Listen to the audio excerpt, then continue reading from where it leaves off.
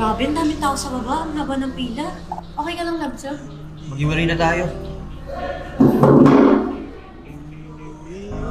Ano nangyari dun? Tinuruan ko lang ng leksyon. Ha? Nakakahiya kasi ang boyfriend mo eh.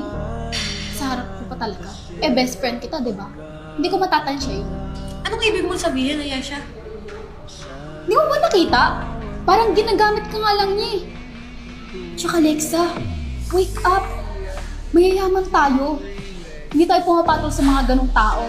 Tapos, kita mo yun? Ikaw pa nagbayad, tapos siya, nakaupo lang. Alam mo, Ayesha, sana kinilala mo muna siya bago mo siya pagsabihan ng kung ano-ano. Tsaka, anong alam mo sa gusto ko sa lalaki? Kung ikaw, gusto mo yung mayaman, na iaabot na lang sa yung pera, na hindi mo kailangan pagtrabahuhan, well ako hindi. Gusto ko, parehas kami nag-green ng pera, parehas kami aangat. Wow ha? Concerned lang naman ako sa'yo. Kasi, yung mga ganong lalaki, hindi bagay yun. Best friend mo ako. Alam ko, ang mas nakakabuti sa'yo, tsaka bagay sa'yo. Hindi ka concerned sa akin, Ayesha. Masyado mo na akong pinapakailaman. This video is originally edited by Arnold Edits. Ano ginagawa mo dito? Alam ko na kung bakit ka nakipag-iwalay. Pero, alam mo, hindi naman kita iiwan dahil dun eh. Sana nagtiwala ka sa akin. Hindi yung magdesisyon ka para sa sarili mo na maghiwalay tayo.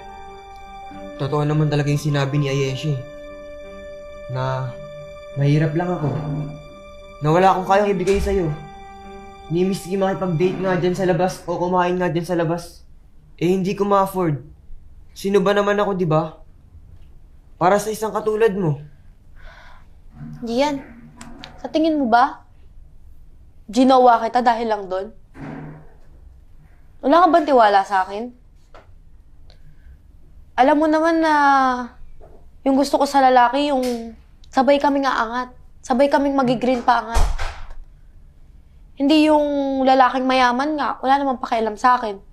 Sigurado ka ba talaga na okay lang sa'yo na ganito lang ako? Oo naman. Tsaka, hindi mo na kailangan mag-bother kay Ayesha. Kinut off ko na siya. Hindi ko kailangan ng mga kaibigan na ganun.